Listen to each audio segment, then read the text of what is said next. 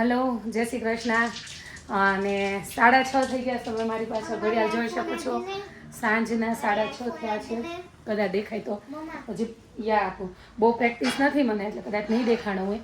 પણ આપણે શું કહેવાય, પતિદેવનું ટિફિન બનાવ્યું. અને એટલું આજે કામ હતું, થોડીક હું સુવામાં બી ટાઈમ વયો ગયો. બધાને ખબર હશે કે હું લાઈવમાં બગાસત ખાતી હતી, તો બધું ભેગું થઈ ગયું. એટલે આજે નો ટાઈમ રહ્યો. તો ચાલો પતિદેવને બતાવી દઉં. જય શ્રી કૃષ્ણ કહી દો. જય શ્રી કૃષ્ણ. ચાલો હવે અમે સાથે નીચે ઉતરીએ છીએ, કારણ કે એને જોબ પર જવાનો ટાઈમ થઈ ગયો. 6:30 થયા એટલે ને અમારે હર્ષભાઈ લેવા જવાનો ટાઈમ થઈ ગયો. હર્ષભાઈ છે અત્યારે જોબે, અને નીરાબેન જો પગનો મસાજ કરે છે. થોડું ઘર ઇગ્નોર કરજો, કારણ કે હજી આવીને સાફ કરવાનું બાકી છે. હજી ખાલી વાસણ સાફ કરી રહી છું. નીરાના જો જલસા જો એમના. મને છે ને હમણાં 2-3 દિવસથી બહુ પાની દુખે છે, એટલે હું મસાજ કરતી હતી પગની પાનીનો. જોકે બધાને ખબર છે ઘણા ટાઈમથી દુખે છે, પણ અમુક એવા દિવસો આવે તો 2-3 દિવસ વધારે દુખે. તો પછી જોઈ શકો છો પતિદેવનું. જો એક તો ફિલ્ટર છે, જો કેંગન વોટર છે, અને આમ જો એની અને હું છે ને, મને આ ઢાંકણું ક્યારેય નથી ખોલવા દેતા, લીકેજ થાય છે. એટલે પોતાને ભરવાનો ટાઈમ આવ્યો ને, આજ મેં કીધું તમને ફિટ કરતા નથી આવડતું એટલે, અને હું જ્યારે ફિટ કરું છું હું પરફેક્ટ જોઈને ફિટ કરું છું. મને એક તો જો આવું ઢાંકણું હોય, અને એમાં આ જ ખાલી ઉપરનું ખોલવાનું અને એમ ભરવાનું. મારે કેટલી મહેનત થાય ને એને જો મહેનત વગરનું ભરે. મેં એને એવું કીધું, આજે તમે પ્લીઝ તમારું પાણી જાતે ભરી લો, કારણ કે મારે વ્લોગ બાકી રહી ગયો છે, અને હર્ષને લેવા જવાનો ટાઈમ થઈ ગયો છે. એટલા બધા વાસણ હતા, સાફ કર્યા, તો ઘણું બધું આજે કામ હતું. એટલે એનું પાણી જાતે ભરે છે.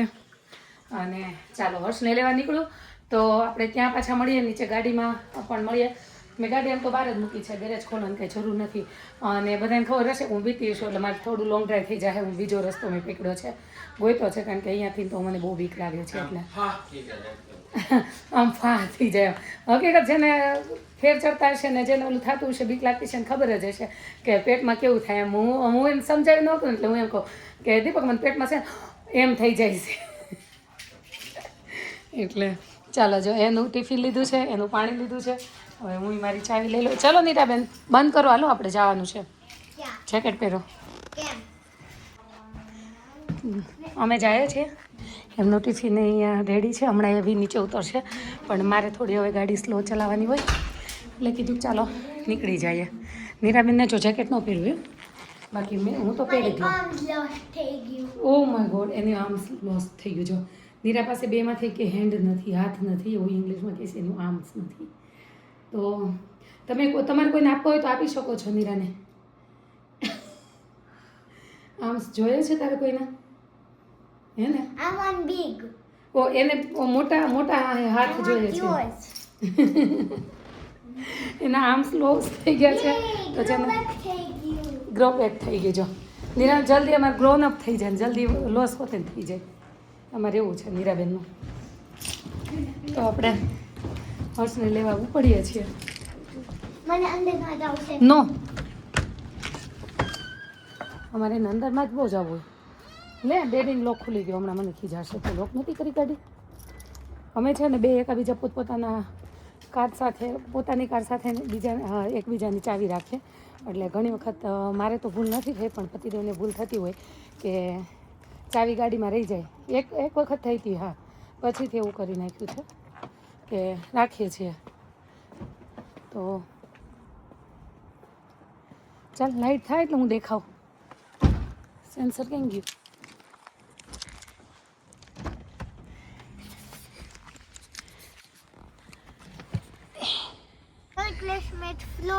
નીરા ક્યાં જવું છે તારે? ફ્લોરિડા ક્યાં? હેસેમાં જવું છે? ફ્લોરિડા કાલે. ઓકે. અને શેમાં જવું છે? ફ્લાઇટમાં? યસ. મને કહે છે મમ્મા મારે ફ્લાઇટમાં જવું. મેં કીધું કેમ? મારી ટીચર છે ને, હા, ફ્લોરિડામાં જઈ ગયું. ઓ તારી ટીચર ફ્લોરિડામાં જઈ ગયું એટલે તારે જવું છે? ઓકે. એ એવું કહેવા માંગે છે નીરા. હું થોડી ગાડી આગળ કરી દઉં. યાર, નીરા એવું કહેવા માગે છે કે ને ફ્લોરિડા જવું છે અમને. એની ટીચર છે એ ત્યાં ગઈ હશે, એટલે એને ગઈ એવું નથી બોલતા આવડતું, એ જાય ગયું બોલે. એમ મમ્મા તું જાય ગયું, એમ તું ગઈ એવું ન આવડે. એટલે એની ટીચર ગઈ હશે, એટલે કે મને પ્લેનમાં લઈ જા. ફ્લોરિડા જવું છે એમ ને તારે? કાલે. ચલો, કાલે એને ફ્લોરિડા જવું છે. જો પહોંચી ગયા છે. પછી નીરાબેનને કંઈક પ્રવૃત્તિ જોઈએ, એટલે એ રમવા માંડી અને હું અહીંયા બેઠી બેઠી વેઇટ કરું છું. હર્ષનો સ્ટોર તમને વંચાતું હોય તો એક જ મિનિટ ઝૂમ કરું, કદાચ વંચાય તો. ધ યુપીએસ સ્ટોર, યસ, વંચાણું તો ખરા હો. ત્યાં છે.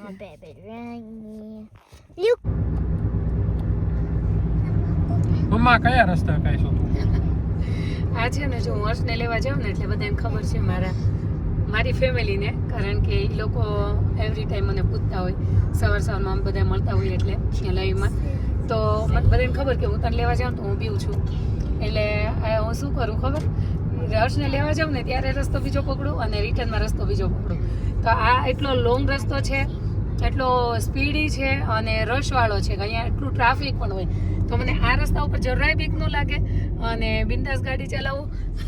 એટલું રશ હોય એટલે એ મતલબમાં 40ની સ્પીડ હોય ને તો અહીંયા 60ની સ્પીડ હોય આ રસ્તા ઉપર.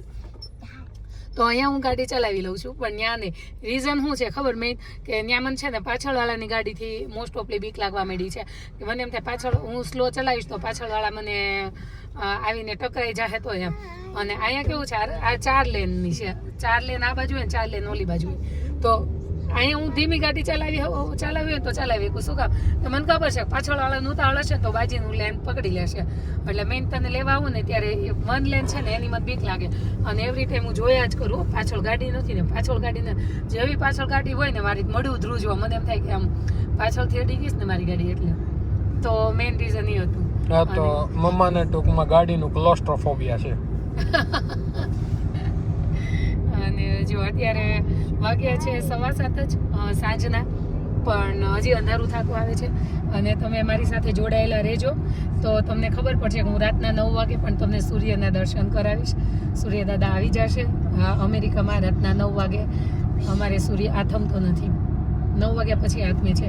એવા બી વચ્ચે દિવસો આવશે ત્યારે વધારે મજા આવશે. લોંગ ડે થઈ જશે અને મને ખબર છે અંદરથી એકલા મને બહુ ગમે છે, બીજાને ગમે કે ન ગમે, પણ જેવો દિવસ લાંબો થતો છે 9 વાગે ને એટલે મને એટલું ગમવા માંડે ને, 8, 8:30, 9 વાગ્યા સુધી તડકો રહે ને. ચાલો 6:30 નીકળી ત્યારે તમને સ્ટાર્ટ કરી દઉં. અત્યારે એકલા હટુતા રખડતા 7:45 થઈ ગયા એક્ઝેક્ટ. હાલે હશું ચાલી તો હા, હર્ષ મને એવું પૂછે છે રેકોર્ડનું બટન દબાવ્યું, પણ હા હવે આદત પડી ગઈ છે રેકોર્ડનું બટન દબાવ્યું. નહીં તો કેવું થાય ખબર, આખો વિડીયો શૂટ થઈ જાય ને પછી ખબર પડે બટન દબાવ્યું નહોતું, કેટલા એવા શોર્ટ શરૂ જવા દીધા. જોકે શીખવાની શરૂઆત જ ત્યાંથી હોય.